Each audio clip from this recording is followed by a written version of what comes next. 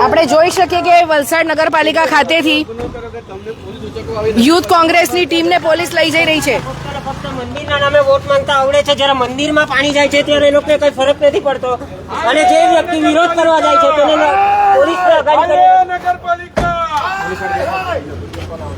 નગરપાલિકાના દરવાજા બંધ કરી દેવામાં આવ્યા છે યુથ કોંગ્રેસની ટીમને. આગળ હજી શું કરશો તમે? કાલે પણ યુથ કોંગ્રેસ દ્વારા આ જ રીતે કાર્યક્રમ કરવામાં આવશે. જો આ મંદિર ભગવાન એટલે હિન્દુ ધર્મ માટે સૌથી અગાડી મંદિર પહેલા આવે છે. જ્યારે મંદિરના નામે આ લોકો વોટ માંગે છે ત્યારે શા માટે મંદિરમાં જ્યારે આ દુર્ગંધિત પાણી જાય છે તે લોકોનું સોલ્યુશન હજુ સુધી 4 મહિનાથી લાવી નથી શક્યા.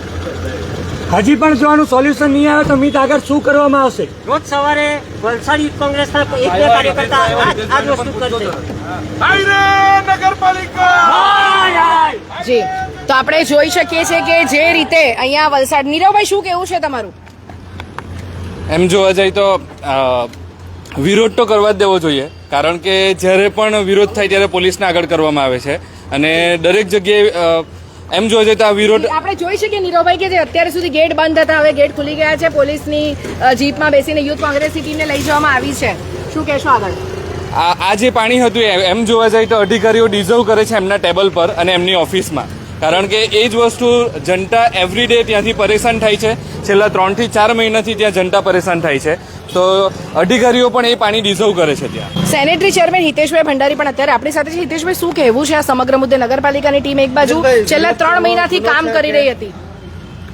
છેલ્લા 4 મહિનાથી આ તિથલ ઉપર એસટી ડ્રેનેજનો પ્રોબ્લેમ છે. એ પ્રોબ્લેમ સોર્ટ આઉટ કરવા માટે અમારી નગરપાલિકાની ટીમ સતત પ્રયત્નશીલ કામગીરી છે. રાત્રે 2-2, 12, 1-1 વાગ્યા સુધી આ કામગીરી અમે કરતા રહ્યા છીએ. તેમ છતાં નીચે ડ્રેનેજનું પાઇપ જે છે ઘણો ઊંડો છે. એના માટે વચમાં કશે પથ્થર એક ફસાઈ ગયો એવું લાગે છે, જેથી કરીને અમે આજે સવારે બી અમારી માણસો ટીમ કામગીરી કરીએ છીએ અને ત્યાં જોઈએ તો ત્યાં અત્યારે હાલ જે વોટર લેવલ છે એ ઓછું થઈ ગયું છે